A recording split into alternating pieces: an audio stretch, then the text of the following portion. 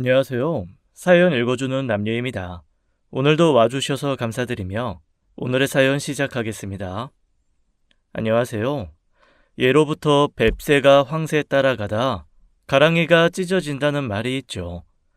사람이 자기에게 주어진 분수에 맞게 자기 그릇에 맞게 살아야 탈이 안 나는 법이라는 뜻이겠죠. 저는 길지 않은 결혼 생활을 겪으며 내 그릇에 넘치는 일을 하다간 얼마나 큰 탈이 나는지 톡톡히 배우게 되었어요. 그럼 지금부터 제가 어떤 결혼 생활을 겪었는지 여러분께 들려드리도록 하겠습니다. 저는 아주 평범하디 평범한 집에서 태어났습니다. 어머님은 가정주부로 성실하게 살림을 돌보셨고, 아버님은 저희 가족을 먹여 살리려고 밤낮 없이 열심히 일을 하셨죠. 아주 찢어지게 가난하지도 그렇다고 돈을 턱턱 쓰고 다닐 만큼 부유하지도 않은 그저 평범하디 평범한 집이었습니다. 하지만 저의 아내는 저와는 정반대의 환경에서 자란 여자였습니다.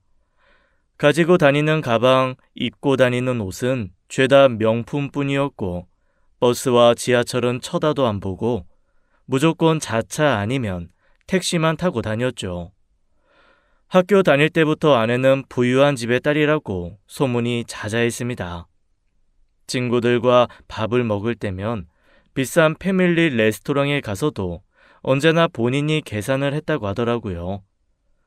저와는 크게 접점도 없었고 아내는 저보다 후배였기에 제가 밥을 얻어 먹을 일도 더더욱 없었습니다. 그래서였을까요? 아내는 언제나 자신에게 관심을 주는 사람들 틈바구니에서 아내에게 관심을 주지 않는 제가 신기했나 봅니다. 처음 아내가 제게 대시를 할 때 저는 여러 차례 밀어냈습니다. 부잣집 공주님 놀이에 가담해주고 싶은 생각도 없었고 콧대 높아 보이는 아가씨의 장단을 맞춰줄 생각도 없었으니까요. 아내 역시 장난처럼 시시한 마음이었지만 곧 저에게 진심이 되었다고 했습니다. 아내의 끈질긴 구애 끝에 저는 결국 아내와 사귀게 되었고 비밀 연애를 하는 성격이 못 되는 아내 때문에 저희는 사귀자마자 학교 공식 커플이 되었어요. 어딜 가나 주목을 받는 아내 때문에 부담스러운 것도 사실이었지만 아내와의 연애는 생각보다 공주님 비위 맞추기 놀이까지는 아니었습니다. 아내는 저를 정말 좋아해 주었고 저 역시도 저를 좋아해주는 아내가 귀엽고 좋았습니다. 그렇게 저희는 학교를 졸업하고서도 계속 만남을 유지했고 제가 좋은 기업에 취직을 하자 아내가 결혼을 하자고 하더라고요. 오빠 취업한 회사 엄마한테 말했더니 당장 데려오래. 우리 엄마 속물이라서 대기업 좋아하잖아. 날 마음에 들어 하실까? 엄마 마음에 들 필요가 뭐가 있어. 우리 엄만 내가 좋으면 다 좋대. 아내가 적극적으로 추진한 덕에 저는 장모님을 뵈러 아내의 집에 가게 되었습니다. 뉴스에서나 보던 프리미엄 아파트 단지, 그 중에서도 가장 높은 층에 살고 있더라고요. 저희 집은 18평짜리 임대 아파트였는데 아내의 집을 보자 솔직히 기가 죽은 것도 사실이었어요. 하지만 장모님을 마주한 순간 내가 기가 죽어야 될 대상은 아내의 집이 아니라 장모님이라는 사실을 단번에 깨달았습니다. 아내와 닮은 듯 하면서도 장모님은 아내보다 더 날카로운 인상이었어요. 화장도 짙으셨고 제가 인사를 온다고 해서였는지 집인데도 정장 원피스 같은 걸 입고 계셨습니다. 안녕하세요. 처음 뵙겠습니다. 저 강준혁이라고 합니다. 얼굴은 반반하네. 들어와요. 처음엔 그냥 인상이 세신 분인 건가 했지만 이야기를 하면 할수록 저를 탐탁찮아 하신다는 걸 느낄 수 있었죠. 요즘은 대기업이라고 해도 월급쟁이 월급이 거기서 거길 텐데 우리 지수 먹여 살릴 수나 있으려나 모르겠네. 미리 말하겠지만 나는 지수 돈 보고 결혼하는 놈들한테는 시집 안 보낼 거거든. 걱정 마십시오. 제가 지수 책임지고 열심히 먹여 살리겠습니다. 난 정말 걱정이야. 우리 지수는 일평생 고생이라고는 안 해보낸데 내가 잘 아는 회장님 아들이 있는데 원래는 그 아들이랑 엮어주려고 했거든.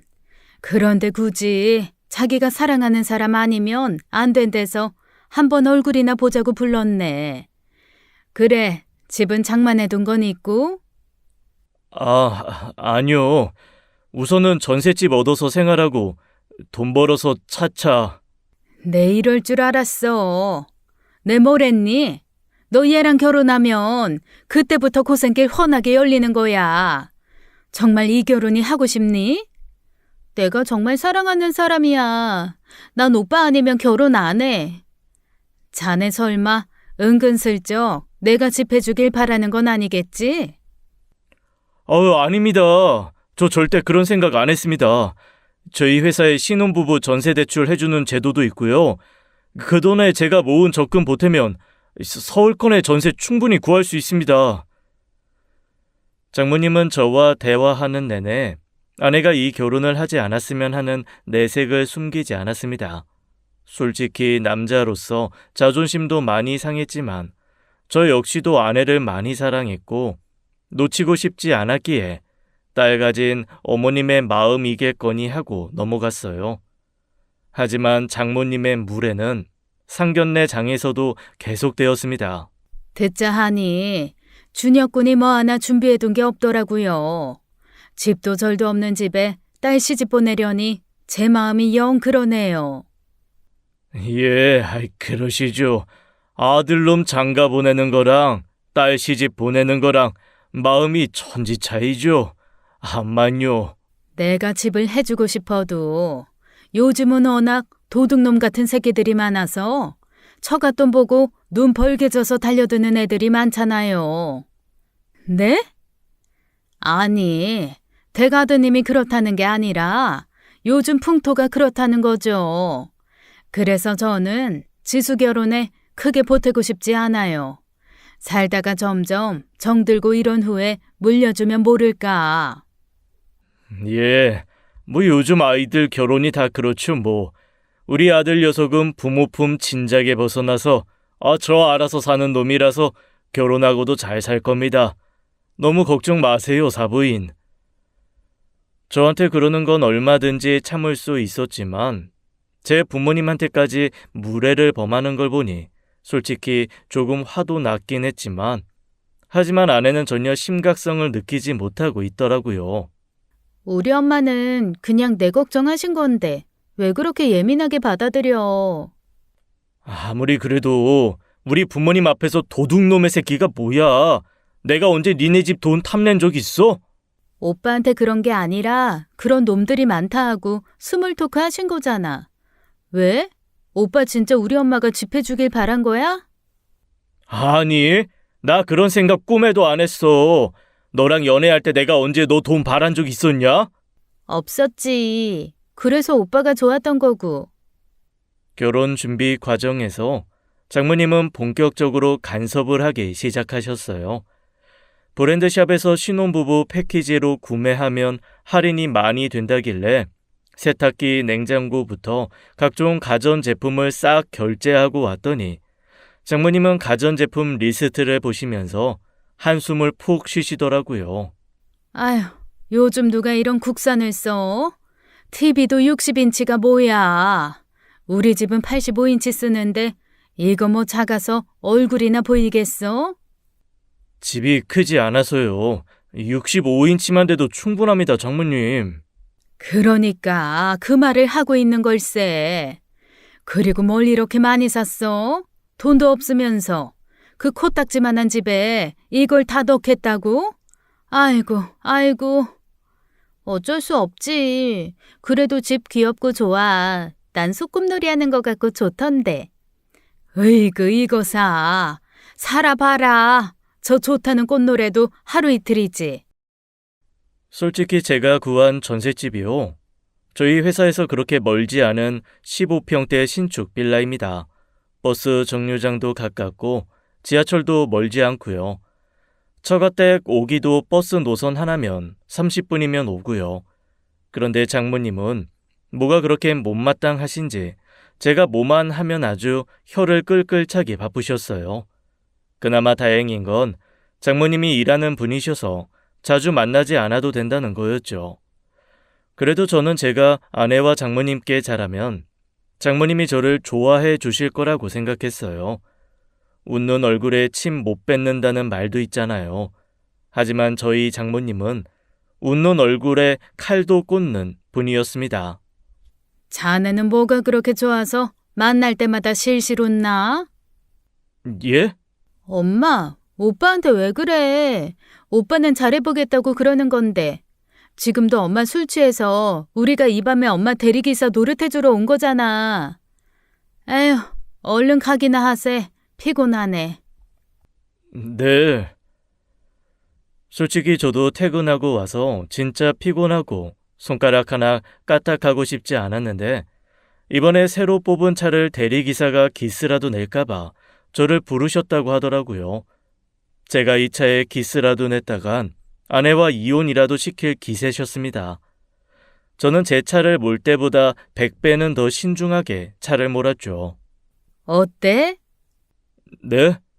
이런 외제차 몰아보니까 어떻냔 말이야. 자네 타고 다니는 그 똥차랑은 승차감부터가 다르잖아. 이 시트도 내가 가죽으로 특별히 업그레이드 한 거야. 아유, 이 차 받으려고 고생한 거 생각하면. 맞아. 엄마 그때 맘고생 진짜 많이 했지. 차야 뭐 워낙 좋은 거니까요. 자네도 이런 차 하나 뽑아줘? 언제까지 그 똥차 타고 다닐 거야? 우리 지수 멀미도 심한데. 어머님, 그 차 저희 아버지가 저 물려주신 거예요. 아직 10만 킬로는 더 탈 수 있고요. 제가 잘 관리하고 있으니까 걱정 마세요. 제가 타고 다니는 차 그래도 나름 국산 브랜드에서 중형차급은 되는 정도였습니다. 그렇게 무시할 만한 수준도 아니고 무엇보다 저희 아버지가 평생 벌어온 돈으로 사신 차였고 제 취직 선물로 아버지가 물려주신 저에겐 정말 소중한 차였거든요.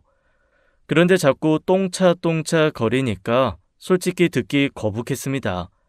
그래도 장모님은 술에 취하신 상태고 워낙 언사가 거친 분이니까 이를 꽉 깨물고 참았죠.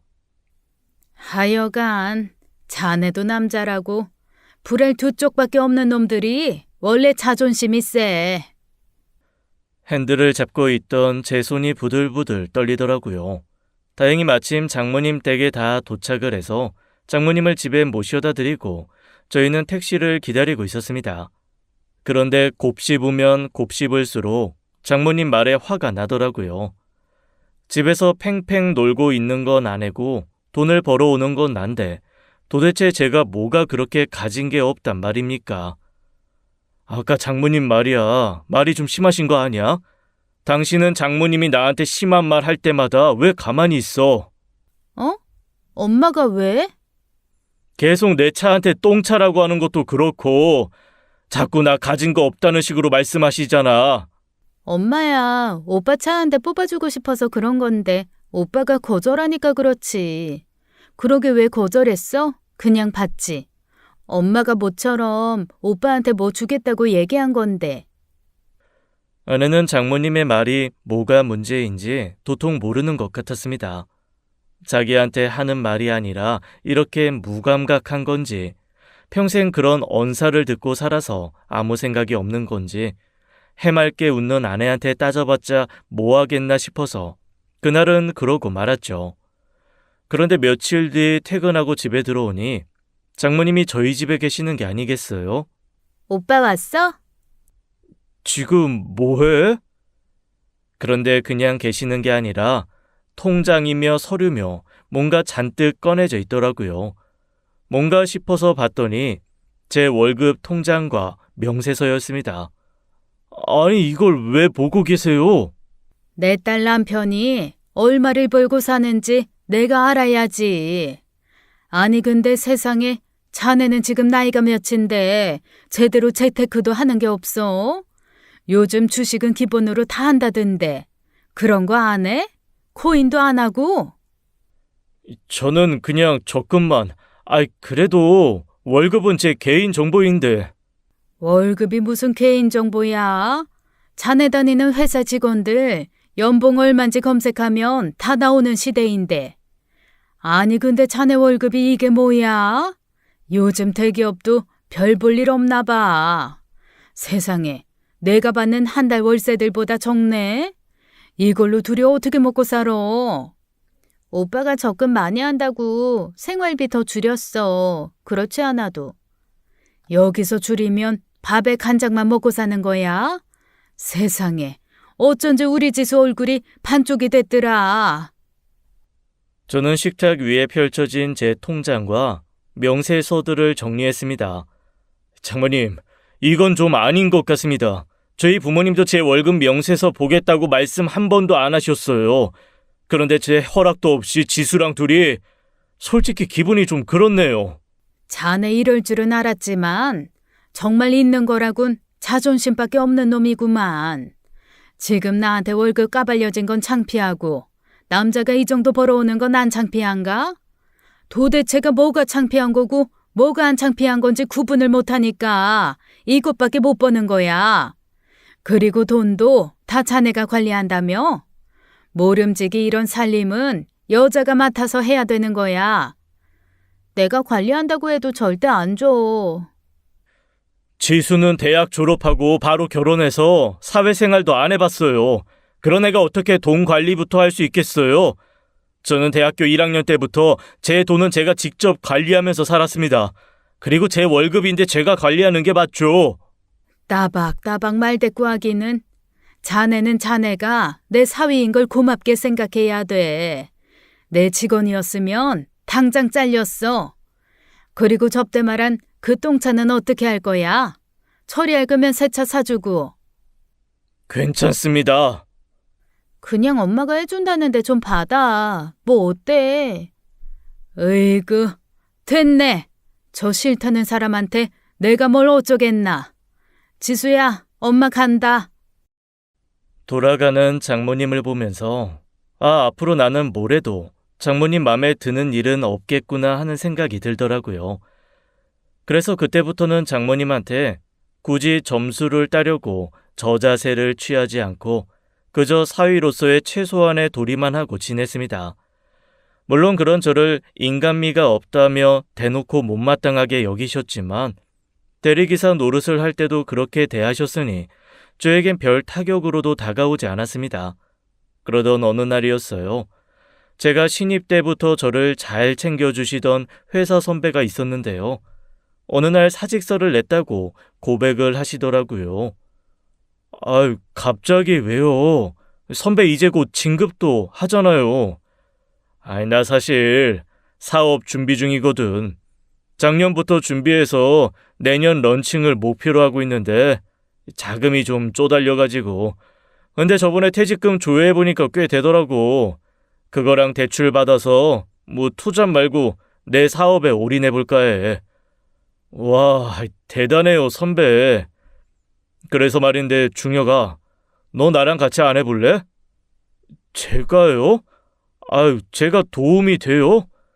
너 능력 있잖아. 그렇잖아도 나 개발자 한 명 구해야 되는데 너는 다 커버할 수 있잖아. 내가 당장은 많이 못 줘도 1년 내로 이 회사보다 많이 줄 수 있는 건 장담해. 물론 지금 회사에서도 제법 인정받으며 안정적으로 다니고 있긴 했지만 사실 완전히 제가 원하는 직무는 아니었거든요. 그런데 선배를 따라가게 되면 제가 하고 싶은 일을 마음껏 할 수 있겠더라고요. 게다가 이 선배라면 따라가도 저 굶게 할 것 같지는 않다는 믿음도 있었고요. 워낙 추진력도 강하고 리더십도 있는 사람이라 상사분들이 워낙 아끼는 선배였습니다. 하지만 저는 혼자 결정할 수 있는 부분이 아니었기에 아내와 상의를 하고 말해준다고 했죠. 사실 월급도 크게 달라지지 않고 무엇보다 제가 좋아하는 일을 한다고 하면 아내가 당연히 환영해 줄 줄 알았습니다. 그런데 아내는 적극적으로 퇴사를 반대했습니다. 뭐? 안 돼. 굳이 왜 대기업을 관두고 코딱지만한 회사에 들어간다는 거야? 내가 들어보니까 선배가 오래 준비한 것 같기도 하고 비전도 있어 보여. 무엇보다 내가 하고 싶은 일이었고. 그 사람 사기꾼이야. 당신 지금 사기꾼한테 농락당하고 있는 거라고. 사업은 무슨 사업? 회사 다니는 사람이 사업을 제대로 할 수나 있겠어? 내가 좋아하는 선배한테 사기꾼이라니. 그리고 넌 이 분야 잘 모르잖아. 그런데 무턱대고 반대하는 거야? 선배가 나 월급도 챙겨준다고 했어. 네 삶에는 별로 달라질 게 없어. 왜 달라질 게 없어? 내 남편이 대기업 다니는 사람에서 한순간에 코딱지만한 알지도 못하는 회사 다니는 사람 됐는데 난 절대 반대야. 그러다 그 사람 사업 망하고 쪽박 차면 내 인생까지 망하게 되는 거잖아. 아내는 더 이상 제 말을 들으려고도 하지 않았습니다. 그냥 반대하는 것도 아니고 입에 거품을 문 수준으로 반대를 하기에 저도 더 이상은 밀어붙일 수가 없었죠. 선배한테 못하겠다고 말해야겠다 생각을 했는데 아내는 언제 장모님께 말한 건지 다음날 아침부터 장모님이 저희 집을 찾아오셨더라고요. 자네 사업한다며? 왜? 내가 사장님 소리 들으면서 돈 잘 쓰는 것 같으니까 자네도 사업병에 걸린 건가? 네? 아니요, 장모님. 제가 사업을 한다는 게 아니라요. 선배가 하는 사업에 제가 들어가는 거예요. 그게 그거지. 그리고 자네, 얘가 아무것도 모른다고 무시까지 했다며? 살다 원, 가진 거 쥐뿔도 없는 놈. 그래도 사랑이랍시고 결혼시켜줬더니 내 딸을 무시해? 요즘 같은 세상에 무슨 사업이야? 그러다 쫄딱 말아먹으면 나한테 빌붙으려고? 장모님, 말씀이 너무 지나치신 거 아니에요? 그리고 저 지수 무시한 적 없어요. 지수가 제가 하는 일이 뭔지 알려고도 하지 않고 반대하니까 했던 말이고요. 선배가 하는 사업 전망도 있고 제가 잘할 자신이 있어서 그랬습니다. 두 모녀가 저에게 쌍심지를 켜고 반대를 하니 솔직히 반항심도 피어올랐습니다. 버젓이 잘 해내 보이고 싶었죠. 그래서 저는 평일에는 회사를 다니고 주말에 선배를 돕는 식으로 투잡을 하기로 결심했습니다. 우선은 제가 회사를 그만두지 않는다니 아내도 한 발 물러났고요. 아유, 나야 고마운데 너 괜찮겠냐? 회사도 곧 프로젝트 들어가서 바쁠 텐데. 절대 선배한테 해 안 끼치게 잘할게요. 장모님까지 눈에 불을 켜고 반대하는데 솔직히 두 사람 내가 무슨 일 하는지 알지도 못하고 관심도 없으면서 이러니까 짜증나잖아요. 그러게. 아유, 네 장모님 보통 아니어 보이던데. 나 너 결혼식 때 보고 깜짝 놀랐잖아. 요즘 딸 결혼식에 누가 그렇게 화장을 진하게 하냐? 뭐 여자가 사업하면서 힘든 일이 많으니까 드세졌겠지 하고 넘어가요. 하긴 그 나이에 그렇게 사업 벌이면서 하기 쉽지 않겠지. 뭐 아무튼 준혁아 고맙다. 나 진짜 열심히 할게. 저도 선배한테 누 안 끼치고 열심히 할게요. 저는 그렇게 평일에는 회사 일에 매진하고 주말에는 선배 일을 서포트하는 투잡 일상을 보내게 되었습니다. 게다가 회사 일도 바빠져서 평일에는 야근도 잦아졌죠. 솔직히 힘들지 않다면 거짓말이겠지만 제가 하고 싶은 일을 마음껏 하니 힘든 줄도 모르고 살았습니다. 아내는 처음엔 회사를 그만두지 않는다는 것에 만족하는 것 같았지만 제가 평일이고 주말이고 일에 치여 사니 점점 불만이 터져 나왔습니다. 또 일이야? 도대체 언제까지 이렇게 살 거야? 당신 그거 일 중독이야. 이러려고 결혼했어? 우리 데이트 같은 데이트한 지가 언젠 줄이나 알아? 이게 무슨 결혼이야. 내가 혼자 사는 것도 아니고 남편도 있는데 왜 주말마다 혼자 있어야 하냐고. 그래도 회사 프로젝트 끝나면 휴가 좀 받을 수 있으니까 그때 우리 어디 잠깐이라도 놀러 가자. 이게 다 그 선배 때문이잖아. 야, 솔직히 말은 바로 하자. 너나 어머님이 반대 안 하셨으면 평일엔 선배 회사에서 일하고 주말엔 너랑 놀았겠지. 그리고 내가 투잡하면서 우리 살림 나아진 것도 사실이잖아. 내가 미안하다고 지난주에 가방도 사줬고. 아내는 반박할 말이 없었는지 입을 대빨 내밀고는 안방으로 들어가 문을 쾅 닫더라고요. 솔직히 저런 때를 쓰는 것도 하루 이틀이지. 다 큰 어른이 지 맘에 안 들면 툭하면 싸우고 툭하면 울고, 아내는 결혼 후에도 애 같은 모습에서 크게 변하는 게 없었습니다. 아내의 투정을 다 받아주기가 싫어서 일부러 더 나가서 일하는 것도 사실이었어요. 그렇게 제 몸을 갈아서 1년 정도 주 7일 일을 하며 지내다 보니 통장에 쌓이는 돈도 돈이었고, 무엇보다 선배의 사업이 본격적으로 상승 가도를 달리고 있었습니다. 사업을 런칭하자마자 매출도 유의미하게 올랐고요. 이 정도면 회사를 그만두고 선배 사업에 올인해도 괜찮겠다 싶었죠. 저는 이번에는 미리 상의하지 않고 선사직서 제출 후 아내에게 통보를 했죠. 나 이번 달까지만 회사 다니고 다음 달부터는 선배 회사에 올인하기도 했어. 뭐? 기어이 회사를 그만둔다고? 당신도 나랑 같이 시간 보내고 싶은 거 아니야? 아유, 솔직히 나도 이제 주 7일은 힘들어. 그리고 우리 회사도 요즘 사정 그렇게 좋지 않고 우리 팀에서 벌써 2명이 나갔어. 나도 그 꼴 당하기 전에 미리 나가는 거야. 그리고 선배가 나 이사 직함도 달아준대. 스톡 옵션도 나눠주고. 이제 더 좋아질 일만 남았어. 몰라. 내가 아는 게 어딨어. 당신 알아서 해. 아내는 또 삐져서 방으로 들어가더라고요. 그렇게 저는 선배 회사에서 이사 직함을 달고 본격적으로 사업에 매진하였습니다.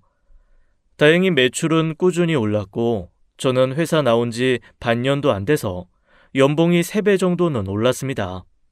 매달 찍히는 통장의 돈 액수가 달라지고 아내에게 준 생활비 카드의 한도가 높아지자 언제나 셀쭉하게 굴었던 아내의 태도가 부드러워지기 시작했습니다.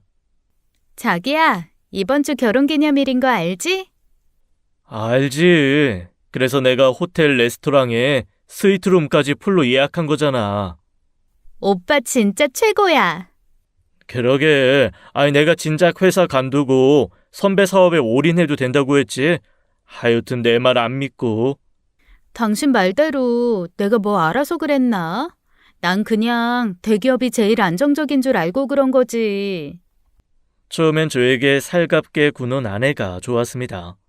더 이상 삐친 아내를 달래도 되지 않아서 좋았고 애처럼 구는 모습도 없어졌고요. 그런데 제가 그 어떤 행동을 해도 마음에 들어하지 않던 장모님의 태도가 달라졌습니다. 아이고, 우리 사위 왔는가? 요즘 왜 이렇게 얼굴 보기가 힘들어? 회사가 많이 바빠서요. 그래서 내가 장어랑 소고기 사놨네. 얼른 앉아. 예전엔 장모님 집에서 밥 한 끼 먹으려면 불판을 꺼내는 것도 제가, 고기를 굽는 것도 제가, 뒷정리를 하고 치우는 것도 다 제가 했거든요. 그런데 지금은 저만 가만히 앉아있고 일하시는 이모님과 장모님, 아내까지 저 하나 먹이려고 분주하게 움직이는 모습이 부담스러우면서도 황당하기까지 했습니다. 내가 돈을 잘 벌어서 저렇게 달라지는 건가 싶은 생각도 들고요. 내가 요즘 바깥에서 사위 자랑하는 맛에 살잖아. 자네가 아는 그 어플 말이야. 내 주변에서도 엄청 해. 그래서 내가 유료 결제해서 이용하라고 엄청 압박 주고 있어. 이렇게 능력 있는 사위를 다 보고 내가 복이 많아. 그렇게 생각해 주셔서 감사합니다. 이제 슬슬 아기도 가져야 할 텐데 말이야. 결혼한 지 벌써 몇 년인데 애가 없어. 오빠가 너무 바빠서 그렇지. 애만 낳아봐. 내가 우리 아줌마랑 열과 성을 다해서 키워줄 테니까. 자네랑 지수는 손 하나 까딱 안 해도 돼. 네, 슬슬 생각해봐야죠. 장모님이 저한테 저렇게 웃어줄 줄도 아는 분이구나 싶은 생각이 들더라고요. 솔직히 저도 사람인지라 이제라도 예쁨을 받아서 다행이다 싶은 생각보다는 그동안 나한테 모질게 군 이유가 고작 돈이라는 것에 기분이 상했습니다. 게다가 아내는 저의 이런 마음도 모르고 제가 부모님께 선물을 사드릴 때면 은근히 장모님에게도 사주기를 원하는 것 같았어요. 우리 엄마도 홍삼 좋아하는데 살 때 같이 사지. 장모님은 선물 많이 받으시잖아. 저번에도 집에 가니까 홍삼이 종류별로 쌓여 있던데. 남들한테 받는 거랑 사위한테 받는 게 같아? 다르지. 알겠어. 다음에는 같이 살게. 아내의 성화에 못 이겨 백화점에서 소고기 세트를 사들고 장모님 집에 방문한 어느 주말이었어요. 여느 때처럼 잘 대접받고 거실에서 과일을 깎아 먹고 있었죠. 화장실에 다녀오던 저는 협탁 위에 올려진 서류들이 문득 눈에 들어왔습니다.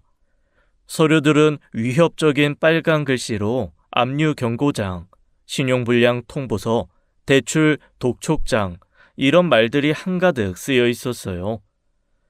장모님과 아내는 드라마에 정신이 팔려 있었을 때라 얼른 서류들을 살펴봤죠. 경고장과 독촉장들은 모두 장모님의 명의였습니다.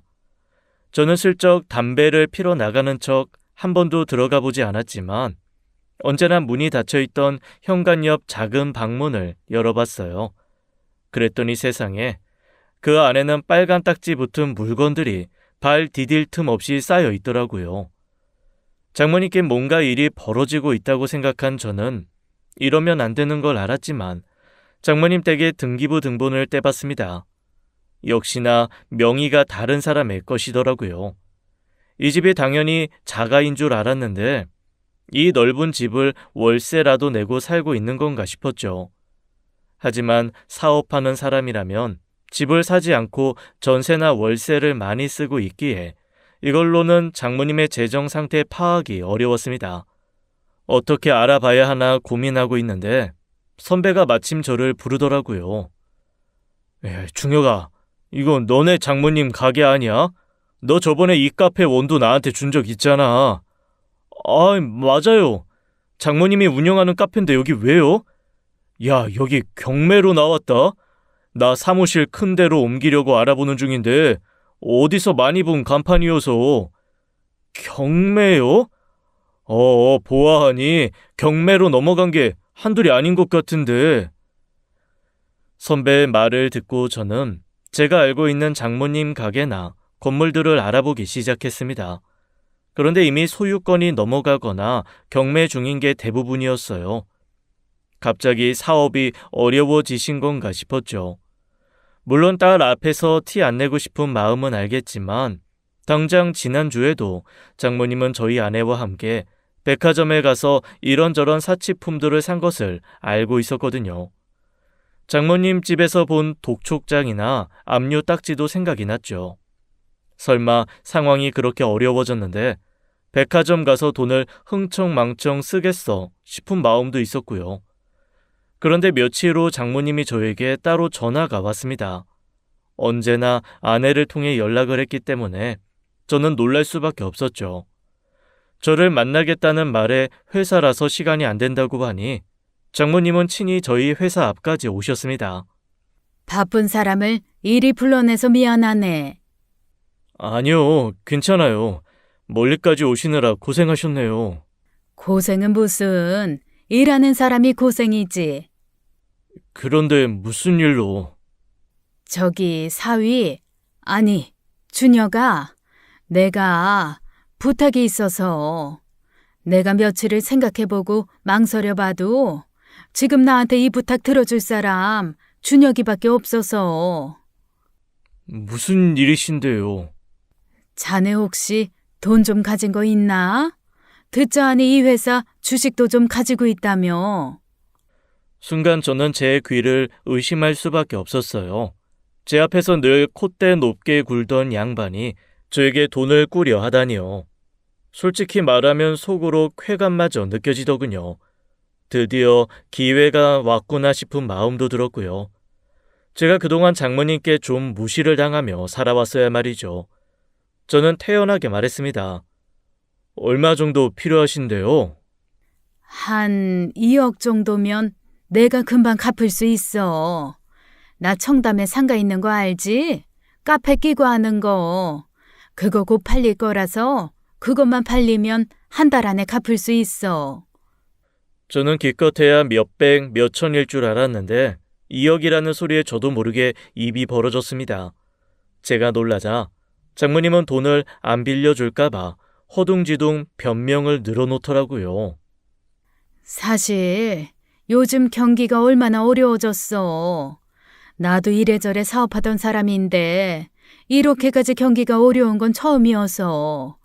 그래서 요즘 사업들 다 접고 있는데 그 과정에서 현금이 좀 필요해. 근데 나야 뭐 워낙 가지고 있는 부동산도 많으니까 자네한테 피해 줄 일은 절대 없네. 저도 그 큰 돈은 좀 시간이 걸릴 것 같은데요. 얼마나 걸릴까? 그래도 한 일주일 말미를 주셔야 할 것 같아요. 기다리고 말고. 그럼, 아유, 정말 내가 복이 많아. 어디서 이런 복덩이 같은 사위가 굴러와서는 정말 고마워. 아니에요. 그리고 지수한테는 비밀로 해줘. 알잖아. 걔가 뭐 아무것도 모르는 앤데 내가 자네한테 돈 꾼 줄 알면 나한테 큰일 생긴 줄 알고 호들갑 떨고 걱정할 텐데 말이야. 예, 그럼요. 말 안 할게요. 장모님은 몇 번이고 저에게 고맙다는 인사를 하고 떠났습니다. 사실 지금 제 상황에서 2억 정도면 어렵지 않게 구할 수 있는 돈이었지만 저는 우선 장모님을 보내고 생각을 했습니다. 결혼 생활 처음으로 장모님이 제게 이렇게까지 굽힌 적은 처음이라 이 기회를 잘 이용하고 싶었거든요. 그간 장모님이 저한테 갑질한 거며 저희 집에 간섭한 것까지 갚아주고 싶은 마음도 있었고요. 그러다 저는 좋은 생각이 났습니다. 일주일이 지났고 장모님은 다시 제 회사로 찾아오셨죠. 자꾸 회사로 오게 해서 죄송해요. 아유, 아니야. 덜 바쁜 사람이 움직이는 거지 뭐. 저 돈은 준비했고요. 그 전에 저는 미리 준비해둔 서약서 하나를 장모님께 내밀었습니다. 그 서약서는 이 돈을 받는 대신 우리 부부 일에 일절 간섭하지 않고 저와 제 부모님께 무례한 언행을 하지 않고 저희 집을 방문할 때는 반드시 사전 허락을 받아야 하고 경제적인 부분에 있어서 비난이나 간섭을 하지 않겠다는 내용의 서약서였습니다. 서약서를 받자마자 방금까지만 해도 비굴한 표정으로 웃고 있던 장모님의 표정이 일그러졌어요. 자네, 지금 이게 뭔가? 아니, 내가 내 딸 집 가는데도 허락을 맡으라고? 자네 진짜 사람 그렇게 안 봤는데 무서운 사람이네. 솔직하게 말할게요. 저 그동안 장모님이 좀 무시하고 저희 부모님 막대하는 거 지수 하나 보고 다 참았어요. 그런데 장모님 제가 돈 좀 잘 번다고 그때부터 저 무시하는 거 그만두시더라고요. 장모님이 저라는 인간이 싫은 게 아니라 제가 돈이 없어서 싫어했다는 사실에 자괴감이 든 것도 사실이에요. 다른 건 다 괜찮지만 이제 지수 가족은 저예요. 지수가 무슨 일이 생기면 제일 먼저 상의해야 할 사람도 저고요. 지수의 독립을 위해서라도 이 서약서에 사인해 주시면 바로 입금해 드리겠습니다. 정말 기가 막혀서 내가 살다 이딴 계약서는 처음 보네. 싫으시면 저도 돈 드리기 어렵습니다. 제가 장모님께 이자를 받는 것도 아니고 그저 지수와 저 두 사람 독립된 인격체로 인정해달라는 서약서일 뿐인 건데요. 시뻘개진 장모님의 얼굴은 한눈에 봐도 자존심이 팍 상해 보였지만 돈이 급하긴 급하셨나 봅니다. 장모님은 마지못해 서약서에 사인을 하셨고 저는 그 자리에서 2억을 송금했습니다. 그리고 저번에 집에 갔을 때 독촉장이랑 압류 경고장 널브러져 있던데 진짜로 지수 모르게 하고 싶으시면 그것도 좀 잘 숨기세요. 그래, 알겠네. 돈 고마워. 금방 갚을 거니까 조금만 기다려주게나. 근데요, 장모님. 왜 그러나? 지금 살고 계신 집 월세예요? 자네가 그걸 어떻게? 집에 빨간 딱지가 그렇게 붙어 있고 대출금도 못 갚으시는데 그 집 월세 한 달에 500도 넘잖아요. 그 정도면 그냥 이사를 가시고 지출을 줄이세요. 그리고 지난주에 지수랑 백화점도 가셨으면서 그 돈은 다 어디서 나신 거예요? 지수 모르게 하는 것도 중요하지만 지금은 빚 갚는 게 우선 아닌가요? 자네가 나한테 돈을 꿔줬다고 해서 내 개인 사생활까지 침해할 권리는 없지 않나? 내가 알아서 하겠네. 몇 년 전에 내 월급 명세서 살펴보던 건 영 기억을 못 하시는지 장모님은 저의 훈수에 기분 나빠하며 집으로 돌아가셨습니다. 솔직히 제 아내의 엄마라는 사람에게 이렇게까지 해야 하나 싶었지만 그동안 제가 당한 게 얼만데요. 어른에게 이러면 안 된다 싶으면서도 속이 아주 통쾌했습니다. 장모님의 말을 믿은 건 아니지만 한 달이 지나도 두 달이 지나도 장모님은 제게 돈을 갚을 생각을 하지 않으셨어요. 오히려 저에게 급하게 이자나 월세를 내야 한다며 몇백씩 더 꿔가셨죠. 처음 서약서를 받고 기분 나빠하던 모습은 어디로 갔는지 이젠 저에게 아주 당당하게 비굴한 모습으로 돈 얘기를 쉽게 하셨습니다. 강서방 덕에 요즘 내가 목숨 부지하고 살아. 다른 건 괜찮으니까 저번에 2억만 갚아주세요. 저도 그거 써야 해서. 건물이 생각보다 처분이 늦게 되네. 조금만 기다려줘. 그리고 다른 돈을 왜 안 받아? 내가 이자까지 톡톡해져서 다 갚을 거야. 걱정하지 마. 사실 그 2억도 저는 어느 정도는 포기하고 있었습니다. 장모님의 자금 사정은 날마다 나빠졌고 나아질 기미가 보이지 않았으니까요. 그러던 어느 날이었어요. 모처럼 일찍 퇴근을 해서 집에 들어갔는데 제가 들어오는 소리를 못 들었는지 거실에서 장모님과 아내가 이야기 중이더라고요.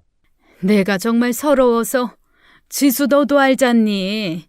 사업이라는 게 워낙 변수도 많고 갑자기 현금 나갈 일도 생길 수도 있고 다른 사람한테 부탁할 수도 있었지만 그래도 요즘 네 남편이 돈 잘 버니까 이럴 때 생색 한번 크게 내라고 일부러 사위한테 가서 돈 꿨더니 나를 아주 개그지 취급하면서 이런 서약서를 썼지 뭐니. 아휴. 아니, 어떻게 오빠가 이럴 수가 있어? 그동안 엄마한테 받은 걸 생각해야지. 나 못 참아. 오빠 오면 내가 따져줄게. 울지 마, 엄마. 따져서 뭐해. 나 때문에 니들 부부싸움만 나지. 나는 괜찮다, 지수야. 듣자 하니 황당했습니다. 완전 사실과 다른 이야기로 아내를 현혹시키고 있었어요. 제가 등장하자 장모님은 흠칫 놀라고 아내는 더 흥분해서 저에게 서약서를 펄럭거렸습니다. 당신 잘 왔네. 대체 이게 뭐야?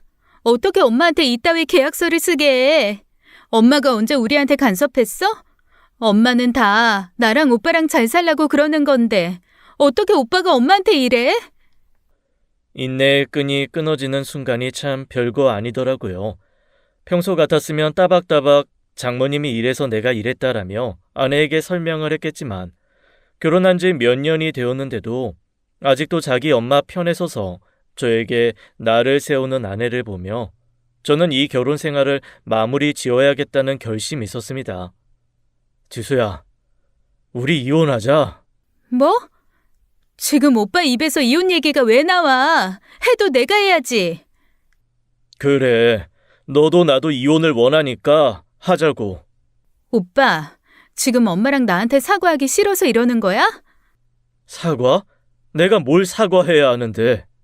돈이야. 엄마가 금방 갚으면 되는 거잖아. 사업하다 보면 그럴 수도 있지. 당신도 사업하는 사람이 그거 이해 못하고 겨우 이런 문제로 이혼 얘기를 꺼내? 이 순간에도 사리 분별 못하고 자신의 엄마 편만 들고 있는 아내에게 저는 그동안 장모님에게 받은 차용증을 던졌습니다. 겨우 이런 문제? 이 돈이 네가 말하는 겨우라는 말로 퉁칠 수 있는 건지 확인해 보고나 말해. 아내는 자기 앞에 떨어진 차용증을 주섬주섬 챙겨 하나씩 보기 시작했습니다. 적게는 100, 200, 많게는 몇 천까지. 장모님이 제게 다양하게 가져가신 돈들을 보고 아내도 적잖게 놀란 눈치였습니다. 이게 다 뭐야? 이렇게 많이 꿔줬다고? 엄마, 이걸 엄마가 혼자 다 꾼 거 맞아? 장모님은 순간 당황한 기색을 보이셨지만 이내 침착하게 대응하셨습니다. 내가 말했잖아. 갑자기 돌던 자금이 뚝 막혀서 그렇다고.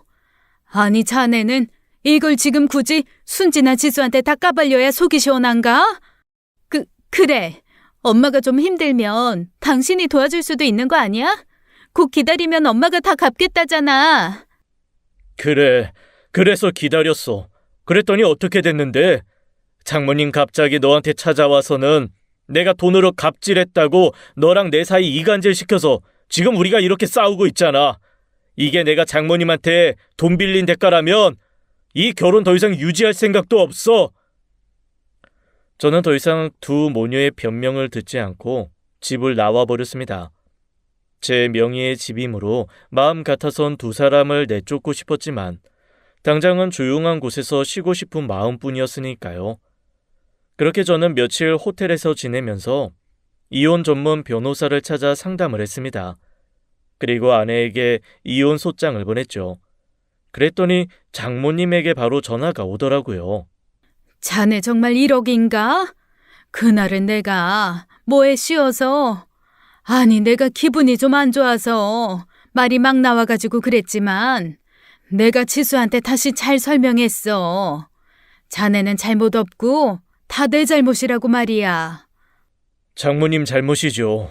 그래, 다 내 잘못이니까 제발 한 번만 더 기회를 줘. 응? 돈은 내가 무슨 일이 있어도 한 달, 아니 2달 안에 싹 다 갚을게. 자네가 이렇게 지수를 버리면 우리 지수는 어떻게 살아? 나는 어떻게 살고? 이혼 소송 과정에서 장모님이 제 돈 계속 안 갚으면 지수는 점점 더 불리해질 거예요. 그러니까 빠른 시일 내에 다 갚으세요. 이혼 소장을 보내고 저는 간단히 짐을 챙기기 위해 며칠 만에 집에 들어갔습니다. 그런데 아내가 저를 보자마자 달려들어서는 저를 마구잡이로 때리기 시작했어요. 다 너 때문이야. 다 너 때문이라고. 이제 어떡할 거야? 우리 엄마 연락도 안 되고 집에도 사무실에도 어디에도 없어. 너 때문에 우리 엄마 사라졌다고. 이제 어떡할 거야? 장모님이 사라졌다니 그게 무슨 말이야?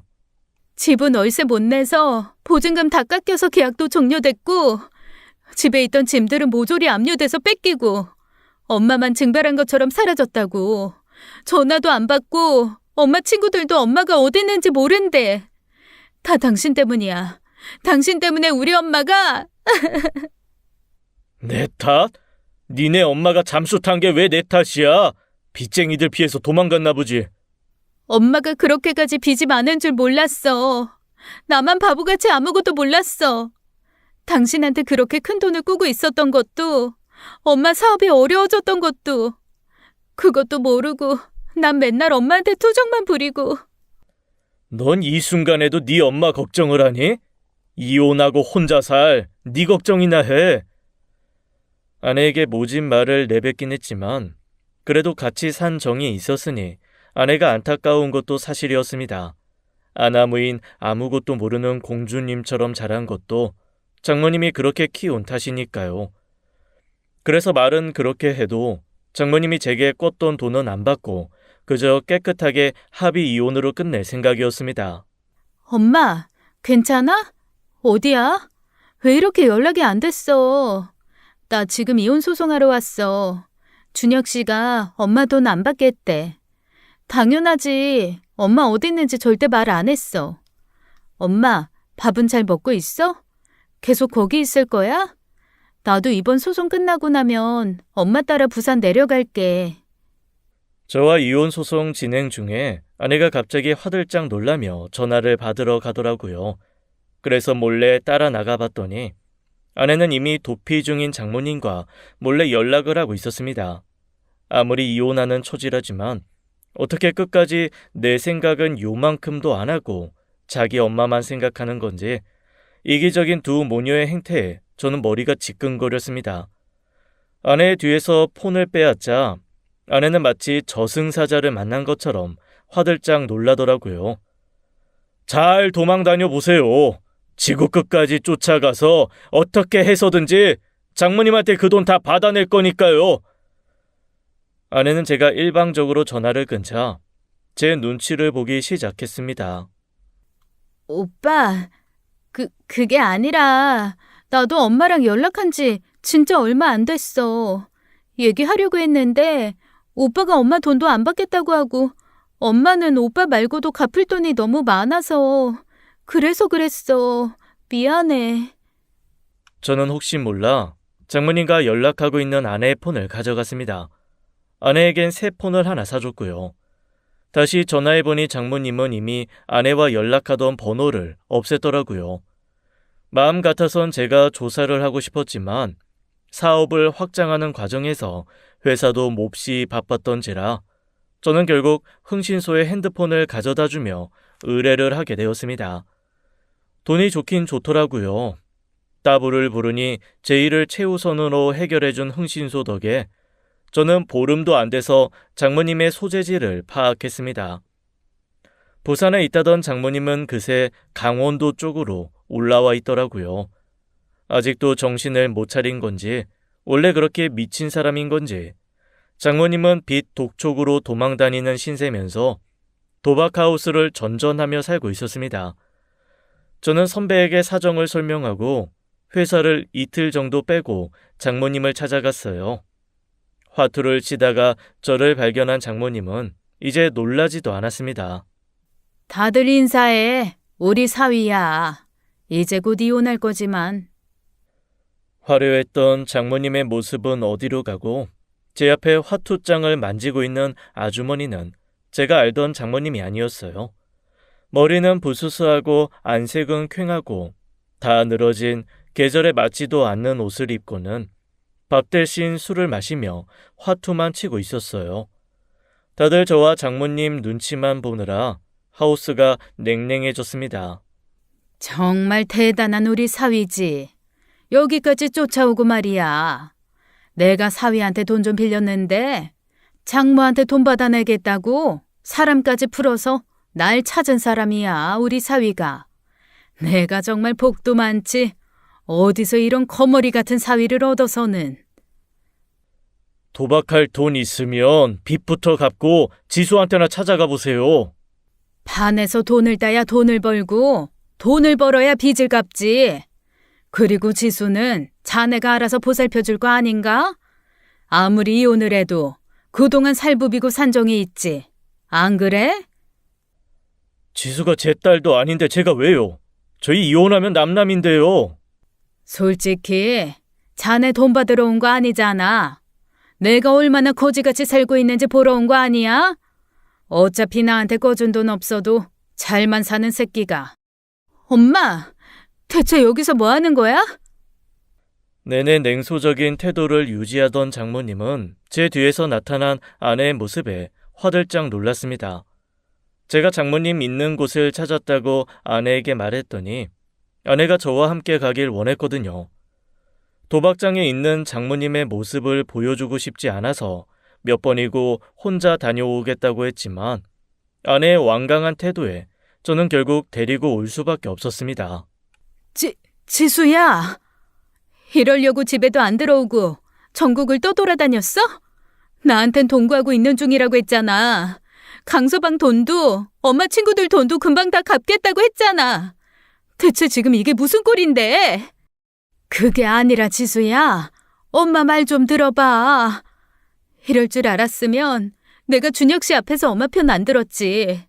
엄마가 준혁 씨한테 모질게 대하는 거 알면서도 그래도 엄마니까 참은 건데. 준혁 씨도 나도 엄마가 내 엄마니까 다 참아준 건데. 대체 이게 지금 뭐 하는 거냐고. 아내는 아마도 처음 봤을 막장 상황에 엉엉 울며 장모님께 따졌습니다. 아무래도 괜히 데리고 온 것 같아서 마음이 안 좋아졌어요. 아내가 울자 장모님의 화살이 또 저에게로 날아왔습니다. 여기가 어디라고 얘를 데리고 와서 이 사단을 만들어. 하여튼 난 자네가 처음부터 마음에 안 들었어. 개뿔도 없는 자식한테 괜히 애를 시집 보내서 이 사단을 만들었어 내가. 갯불도 없는 건 제가 아니라 장모님이죠. 장모님 저랑 지수 결혼할 때부터 사업 어려워지신 거잖아요. 저 다 알아보고 왔어요.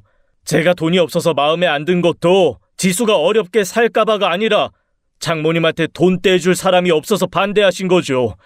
그러다 제가 돈 좀 버니까 장모님한테 돈 대줄 줄 알고 잘해주신 거고요. 장모님은 자신의 모든 것이 다 까발려졌다는 것을 그제야 깨달았던 것 같아요. 갑자기 저에게 무릎을 꿇고 애원하시더라고요. 제발 한 번만 봐줘. 응? 자네도 알잖아. 내가 이러고 싶어서 이랬겠나? 사업이라는 게 한 번 무너지니까 내가 손쓸 틈이 없이 와장창 무너져 버리는 걸 어떡해. 내가 가지고 있는 상가고 빌딩이고 경매로 다 넘어가고 내 손에 캣불 들어오는 것도 없고. 게다가 자네랑 지수 이혼했으니 이제 지수는 어떻게 살고. 제발 지수를 봐서라도 우리 모녀 한 번만 살려주게나. 응? 울고 있는 아내와 폐인이 된 장모님이 안타깝긴 했지만 저에게 더 이상 이 모녀에게 베풀 관용이 남아있지 않았습니다. 저는 변호사를 통해 장모님에게 남은 은닉 재산을 찾아냈고 제 몫의 빚을 겨우 받아냈습니다. 자신의 엄마가 어떤 사람인지 모두 알게 된 아내는 혼자 남은 것을 두려워하며 더 이혼하기를 망설였습니다. 오빠, 다시 한 번만 생각해봐주면 안 돼? 내가 이제 정말 잘할게. 이제 엄마 편 안 들고 무조건 오빠 편만 들게. 엄마는 저렇게 평생 도망자 신세로 다니고 나는 아무것도 못하는데 오빠까지 나 버리면 어떻게 살아? 네 나이가 몇인데 어떻게든 살아야지. 네가 좀 힘들다면 방 얻을 보증금 정도는 꺼줄 수 있어. 왜 그렇게 차갑게 얘기해? 결국 오빠가 원하는 대로 다 됐잖아. 엄마는 오빠 앞에서 무릎까지 꿇고 오빠는 엄마 남은 돈 다 털어서 빚도 다 받아갔잖아. 그럼 나 하나 정도는 오빠가 그냥 눈 감고 책임져 줄 수 있는 거 아니야? 나 장모님한테 거지 취급받고 머슴 취급받을 때 네가 뭐라 그랬어? 내가 비참해할 때 너는 내 편 한 번이라도 들어줬니? 네가 그때 단 한 번이라도 니네 엄마 편이 아니라 내 편 들어줬다면 나 장모님이 지금보다 더하게 굴었어도 너랑 이혼 안 했을 거야. 너는 너네 엄마 때문에 이혼하는 게 아니야. 우리가 이혼하는 이유는 너 때문이야, 지수야. 저는 울고 있는 아내를 두고 차갑게 뒤돌아서야 했습니다. 저와 아내가 결혼을 준비하던 때부터 장모님의 사업은 서서히 기울기 시작했다고 합니다. 그때라도 사업체를 정리하고 집도 작은 걸로 옮기면서 빚을 정리했더라면 장모님의 빚이 이렇게 눈덩이처럼 불어나는 일도 없었겠더라고요. 하지만 이미 허영심에 잔뜩 물든 장모님은 딸과 누리는 사치스러운 생활에 익숙해졌고 점점 커져가는 빚을 외면하면서 빚에 빚을 만들어가며 사치스러운 생활을 이어왔던 겁니다. 자신의 소유의 집이 다른 사람에게 넘어가는 걸 볼 수가 없어서 월세로라도 그 집에 계속 살게 된 것도 그런 이유에서였고요. 아내는 한결같이 사치스러운 자신의 엄마 덕분에 엄마가 얼마나 망가져 가는지도 모르고 살았고요. 그야말로 뱁새가 황새에 따라가려다가 가랑이가 찢어진 경우라고 할 수 있겠죠. 그때 장모님이 제게 돈이 없다고 구박하는 대신 상황이 이런데 어떻게 해결하면 좋겠냐고 자문을 구했더라면 제가 이렇게 이혼하는 일이 없었을까 하는 생각이 들었습니다. 저는 이혼하고 회사 근처에 작은 아파트를 얻어 혼자 살고 있습니다. 당분간은 연애나 결혼 같은 건 지긋지긋해서 생각도 안 나겠더라고요. 그저 일에만 몰두하며 살고 있습니다. 건너서 듣기로는 장모님은 여전히 수많은 빚을 해결하지 못하고 여기저기 쫓기며 살고 있고 아내는 제게 보증금을 빌려가서는 어디 지방에 가서 취직을 했단 얘기를 들었습니다. 그리고 아내는 제게 빌린 보증금을 매달 10만 원, 20만 원 돈으로 갚고 있고요. 이 채무 관계가 끝나면 저와 아내는 정말로 끝이 나겠죠. 제 결혼 생활이 이렇게 허무하게 끝난다고 생각하니 씁쓸하기만 했습니다. 저의 길고도 짧은 이혼 이야기 들어주신 여러분 모두 감사했습니다. 지금까지 사연 읽어주는 남녀였습니다. 끝까지 함께 해주신 여러분 감사드리며 저희는 다음 사연으로 돌아올게요. 감사합니다.